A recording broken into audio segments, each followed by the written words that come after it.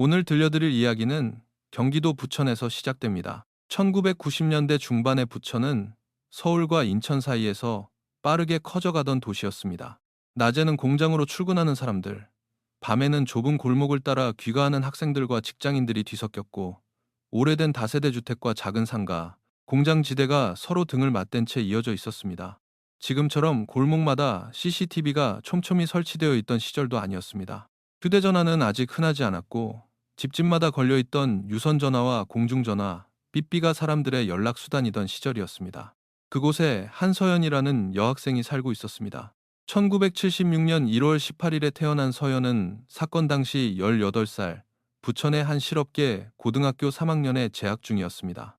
웃는 얼굴이 예쁘고 성격이 밝아 친구들에게도 인기가 많았습니다. 집안 형편은 넉넉하지 않았습니다. 아버지는 인천의 한 통조림 공장에서 영업 일을 했고, 어머니는 집에서 살림을 맡았습니다. 서연에게는 오빠 한 명과 어린 남동생이 있었습니다. 서연은 졸업 후 바로 취업하기로 마음먹고 있었습니다. 아버지 혼자 가족의 생계를 책임지는 것이 늘 마음에 걸렸기 때문입니다. 학교 수업이 끝나면 가정용품 매장에서 아르바이트를 하거나 플라스틱 공장에서 포장 일을 도왔습니다. 피곤해도 불평하지 않았습니다. 졸업하면 정식으로 월급 받아서 집에 보탤게. 서연은 가족에게 자주 그렇게 말했습니다. 그리고 실제로 졸업을 앞두고 한 중소기업 면접에 합격했습니다. 이제 조금만 지나면 서연은 학생이 아니라 사회인이 될 예정이었습니다. 가족도, 친구들도, 서연 자신도 그 봄을 기다리고 있었습니다. 하지만 그 봄은 끝내 오지 않았습니다. 1994년 11월 25일 금요일, 그날도 평범한 하루였습니다. 학교 수업을 마친 서연은 평소처럼 부천의 한 플라스틱 공장으로 향했습니다. 겨울이 다가오고 있었고 저녁 공기는 일찍 차가워졌습니다. 밤 8시 20분쯤 일을 마친 서연은 책가방을 메고 자전거를 끌고 집으로 돌아가기 시작했습니다. 공장 주변 골목에는 가로등이 몇 개 있었지만 빛은 희미했고 사람의 발길도 드물었습니다. 그때 뒤쪽에서 오토바이 소리가 들렸습니다. 서연이 고개를 돌리기도 전에 오토바이를 탄 남자가 빠르게 다가와 그녀를 발로 찼습니다. 서연은 자전거와 함께 바닥으로 넘어졌습니다. 순식간에 벌어진 일이었습니다. 무릎과 팔이 아팠고 머리가 멍했습니다. 오토바이는 그대로 어둠 속으로 사라졌습니다. 서연이 겨우 몸을 일으키려는 순간 한 청년이 다가왔습니다. 그는 걱정스러운 얼굴로 물었습니다. 괜찮아요? 방금 그 사람, 이 동네에서 위험한 애들이에요. 그냥 지나가면 또 올지도 몰라요. 그 청년은 자신이 근처를 지나가다 보았다고 했습니다. 그리고 서연에게 혼자 돌아가면 위험하니 집 근처까지 데려다 주겠다고 말했습니다. 서연은 너무 놀란 상태였습니다. 갑작스러운 사고에 몸도 떨렸고 낯선 골목에서 다시 그 오토바이가 돌아올지 모른다는 두려움도 컸습니다. 결국 서연은 자전거를 끌고 그 청년을 따라 걸었습니다. 하지만 얼마 지나지 않아 길은 더 외진 쪽으로 꺾였습니다. 가게 불빛도 사람 목소리도 멀어졌습니다. 그때 청년이 걸음을 멈췄습니다. 그의 표정은 조금 전과 완전히 달라져 있었습니다. 사실 아까 오토바이 타네, 내 친구야. 서연은 그제야 모든 것이 계획이었다는 것을 깨달았습니다. 청년의 이름은 강민우, 19살이었고 고등학교를 중퇴한 뒤 지역의 불량 청소년들과 어울려 다니던 인물이었습니다. 그는 서연이 도망치지 못하도록 위협했습니다. 서연이 겁에 질려 아무 말도 못하자 민우는 그녀를 더 깊은 곳으로 끌고 갔습니다. 그날 밤 9시 50분쯤 민우는 서연을 부천 외곽의 허름한 숙박업소로 데려갔습니다. 그곳에서 서연은 돌이킬 수 없는 피해를 입었습니다. 그러나 민우는 처음에 했던 말을 지키지 않았습니다. 서연을 집으로 돌려보내는 대신 그는 더 끔찍한 생각을 떠올렸습니다. 민우는 곧바로 3명의 친구에게 연락했습니다. 오태준, 박진수, 김재성. 이들 역시 학교를 그만두었거나 제대로 다니지 않는 청소년들이었고 민우를 중심으로 모여 다니던 무리였습니다. 서연을 처음 오토바이로 넘어뜨린 사람은 오태준이었습니다. 새벽 무렵 3사람은 낡은 승용차를 몰고 한 공원 근처에 도착했습니다. 민우는 서연을 그곳으로 데려갔습니다. 4사람은 서연의 가방을 뒤졌고 그 안에서 주소가 적힌 학생 수첩을 찾아냈습니다.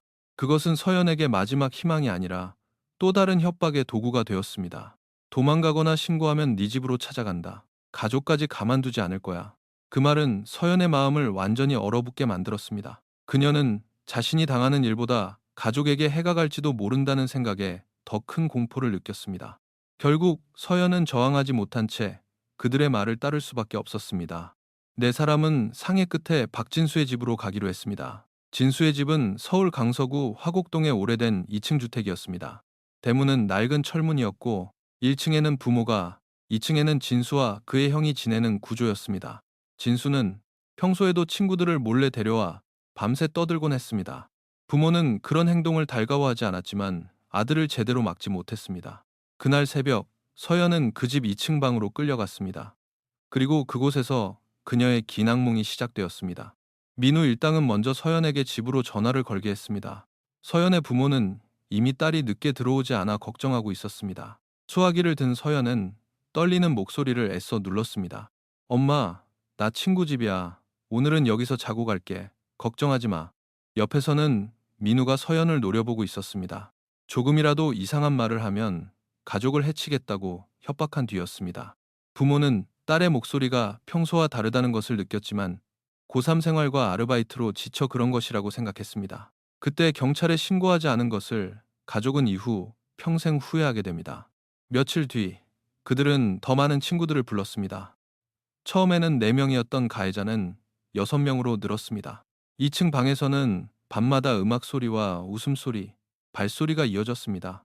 진수의 아버지가 이상한 낌새를 느끼고 올라오려 했지만 진수는 여자친구가 놀러온 것뿐이라며 막았습니다. 부모는 아들의 말이 거짓임을 어렴풋이 알면서도 더 묻지 않았습니다.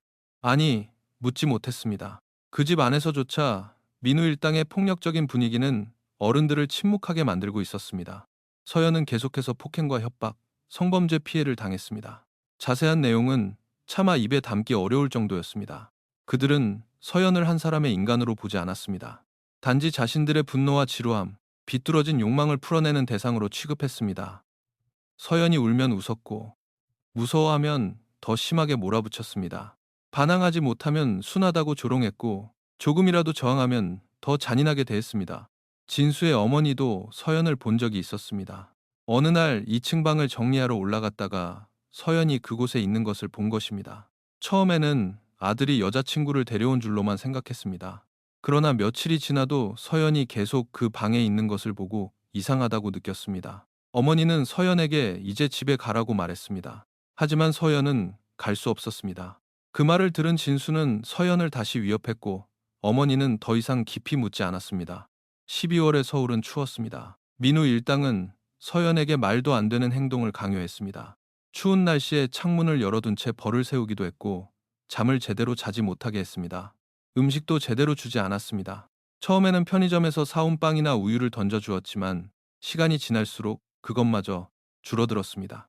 서연의 몸은 점점 약해졌고 얼굴과 팔, 다리에는 멍과 상처가 늘어갔습니다.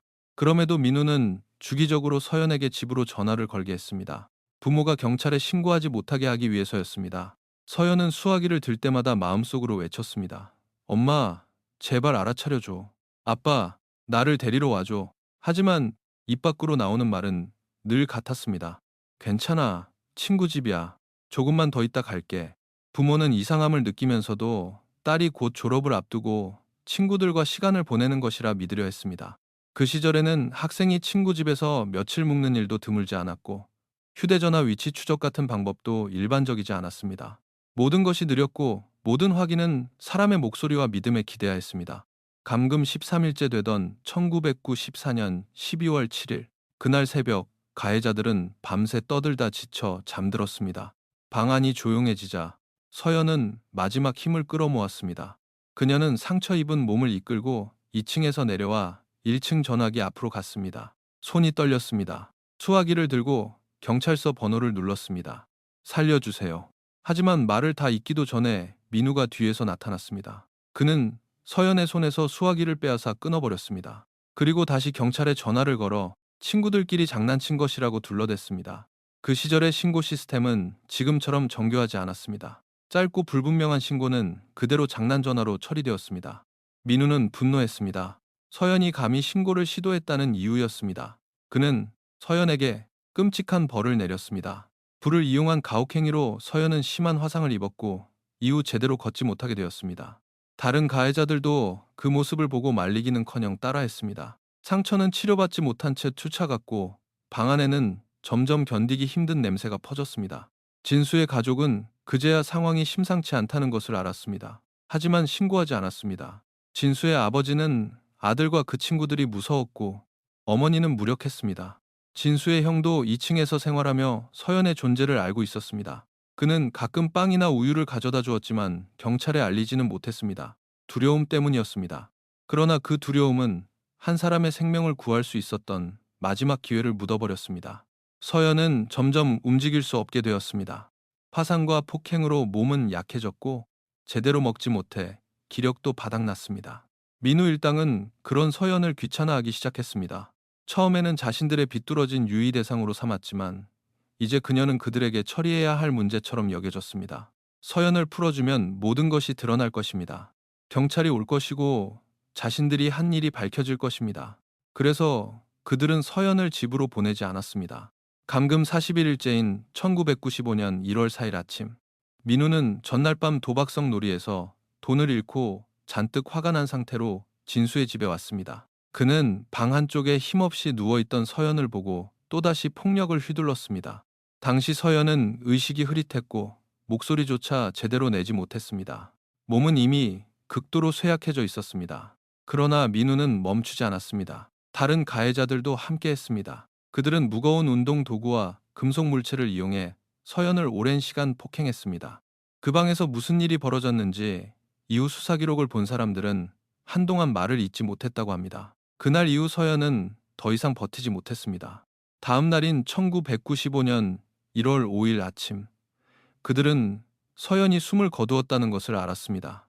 그런데도 당황하거나 후회하지 않았습니다. 오히려 이미 이런 상황을 예상했던 사람들처럼 움직였습니다. 민우는 예전에 일했던 건설자재 업체 근처에서 작은 트럭을 가져왔고 모래와 시멘트, 벽돌을 훔쳤습니다. 또 공사장에서 쓰던 드럼통 하나를 구했습니다. 그들은 서연의 시신을 담요로 감싸 여행 가방에 넣었습니다. 그리고 인적이 드문 공터로 이동해 드럼통 안에 넣었습니다. 민우는 미신을 두려워했습니다. 서연이 자신을 원망해 돌아올지도 모른다고 생각했습니다. 그래서 그는 드럼통 안에 비디오 테이프 하나를 함께 넣었습니다. 서연이 감금 중에 가끔 이야기했던 드라마 녹화 테이프였습니다. 서연이 좋아하던 평범한 여학생이 평범한 저녁에 보았을 법한 드라마였습니다. 그들은 시멘트를 섞어 드럼통 안을 채웠습니다. 마지막에는 테이프로 뚜껑을 단단히 감았습니다. 밤 8시쯤 일당은 그 드럼통을 싣고 인천 앞바다 쪽으로 향했습니다. 처음에는 바다에 버릴 생각이었습니다. 그러나 도로가 막히고 검문 중인 경찰차가 보이자 겁을 먹었습니다. 결국 그들은 한강 하류와 인천을 잇는 외곽 도로 근처의 공원 녹지대에 드럼통을 버리고 달아났습니다. 집으로 돌아온 뒤에는 차를 깨끗이 닦고 서연과 관련된 물건들을 태우거나 버렸습니다. 서연의 가족은 그때까지도 딸이 살아있을 것이라 믿고 있었습니다. 하지만 연락은 점점 뜸해졌고 전화 속 목소리도 더 이상 들을 수 없었습니다. 부모는 뒤늦게 경찰서를 찾아갔지만 이미 너무 많은 시간이 흘러 있었습니다. 딸이 어디에서 무엇을 겪었는지 아무도 알지 못했습니다. 1995년 1월 23일, 서연이 숨진 지 18일 뒤 강민우와 오태주는 또 다른 성범죄 사건으로 경찰에 체포되었습니다. 처음 그들은 경찰이 이미 서연의 시신을 발견한 줄 알고 불안해했습니다. 조사 과정에서 두 사람은 엉뚱한 말을 흘렸고 경찰은 이들이 다른 사건에도 연루되었을 가능성을 의심했습니다. 두 사람은 서울의 한 소년 분류심사원에 수용되었고 경찰은 주변 인물과 거주지를 차례로 확인하기 시작했습니다. 두 달 뒤인 1995년 3월 29일, 형사들은 강민우의 거처를 수색했습니다. 그곳에서 여성의 물건 일부가 발견되었습니다. 경찰은 민우를 따로 불러 조사했고 오태준도 분리해 조사했습니다. 두 사람은 서로가 이미 모든 것을 털어놓았다고 착각했습니다. 결국 민우는 서연의 이름을 입에 올렸습니다. 그리고 그날 밤부터 다음날 새벽까지 사건의 전모가 조금씩 드러나기 시작했습니다. 1995년 3월 30일, 경찰은 민우가 지목한 장소로 향했습니다. 외곽도로 근처 풀숲에 놓여있던 드럼통 하나. 겉으로 보기에는 버려진 공사 폐기물처럼 보였습니다. 하지만 안에는 오래전부터 가족이 애타게 찾고 있던 한서연이 있었습니다. 시신은 이미 심하게 훼손되어 육안으로는 신원을 확인하기 어려웠습니다. 결국 경찰은 지문과 치아 기록, 가족 진술, 소지품 등을 통해 서연의 신원을 확인했습니다. 부검 결과는 충격적이었습니다. 장기간 폭행과 성범죄, 방치, 화상, 영양실조의 흔적이 한꺼번에 확인되었습니다. 수사관들은 보고서를 읽는 것조차 힘겨웠다고 말했습니다.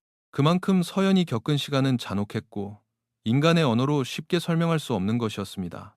경찰은 서연이 감금 중 집으로 전화를 걸었던 기록을 추적했고 곧 박진수의 집에 도착했습니다. 그곳에서 진수와 김재성, 그리고 감금에 가담했던 다른 청소년들이 차례로 붙잡혔습니다.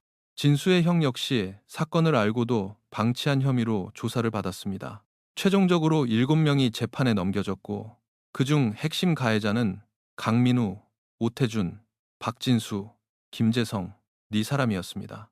이 사건은 한국 사회를 뒤흔들었습니다. 가해자들의 나이가 대부분 17세에서 19세 사이였기 때문입니다. 사람들은 물었습니다. 이들을 단지 어린아이라고 부를 수 있는가?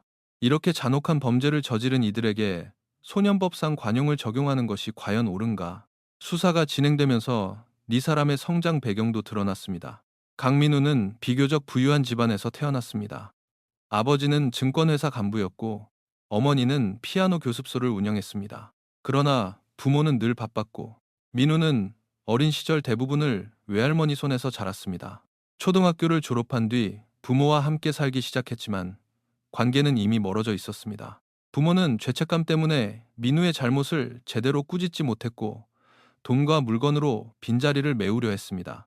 중학교 시절 민우는 유도부에 들어가 싸움 기술을 익혔고 그것을 약한 친구들을 괴롭히는 데 사용했습니다. 고등학교에 진학한 뒤에는 학교를 그만두고 동네 불량배들과 어울렸습니다. 가족이 건설자재 회사에 취직시켜보려 했지만 민우는 말을 듣지 않았습니다. 결국 부모와 크게 다툰 뒤 집을 나왔고 자신을 따르는 청소년들을 모아 작은 폭력 서클을 만들었습니다. 오태준은 민우의 오른팔 같은 존재였습니다. 아버지는 화물 운송 일을 했고 어머니는 호텔에서 일했습니다. 부모는 그가 초등학교에 다닐 때 이혼했고 태준은 어머니와 살았습니다. 중학교 때 민우를 만난 뒤 학교를 자주 빠졌고 곧 민우의 무리에 들어갔습니다. 그는 민우에게 인정받는 것을 중요하게 여겼고 민우가 시키는 일이라면 위험한 일도 서슴지 않았습니다. 박진수는 사건이 벌어진 집의 아들이었습니다. 그의 아버지는 병원 행정직 간부였고 어머니는 간호사 출신이었습니다. 겉으로는 안정된 가정처럼 보였지만 집안은 자주 싸움으로 흔들렸습니다. 아버지는 술을 마시고 화를 내는 일이 많았고 진수와 그의 형은 그 분위기 속에서 자랐습니다. 진수는 점점 거칠어졌고 학교에서도 친구들을 때리는 문제아로 알려졌습니다.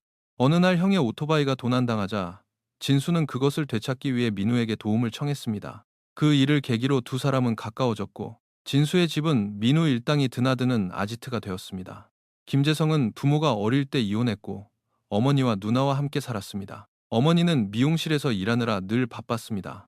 재성은 중학교 시절 민우가 자신의 누나에게 관심을 보이면서 그와 알게 되었습니다. 처음에는 민우를 두려워했지만 점점 그 무리에 섞였습니다. 그는 직접 앞장서기보다 분위기에 휩쓸리는 사람이었지만 그 역시 서연을 구하지 않았습니다. 그리고 그 침묵과 동조는 범죄의 일부가 되었습니다. 재판은 길고 무거웠습니다. 법정에서 검찰은 이 사건이 단순한 소년범죄가 아니라고 주장했습니다. 피해자는 40일 넘게 감금되었고 반복적인 폭행과 성범죄, 협박과 방치 끝에 사망했습니다. 검찰은 피고인들이 피해자의 생명이 위험하다는 것을 충분히 알고도 범행을 멈추지 않았다고 강조했습니다. 반면 변호인단은 피고인들이 모두 어리며 처음부터 살해 의도를 가진 것은 아니었다고 주장했습니다. 그들은 우발적으로 폭행이 계속되다 결과적으로 사망에 이르렀다고 말했습니다. 그러나 그 주장은 많은 사람들의 분노를 샀습니다. 우발적이라고 하기에는 시간은 너무 길었고 고통은 너무 명백했으며 피해자를 구할 기회는 여러 번 있었습니다. 1995년 말 1심 재판부는 강민우에게 징역 17년을 선고했습니다. 오태준에게는 장기 10년, 단기 5년의 부정기형이, 박진수에게는 장기 6년, 단기 4년이, 김재성에게는 장기 4년, 단기 3년이 선고되었습니다. 나머지 가담자들은 소년원 송치 또는 보호 처분을 받았습니다.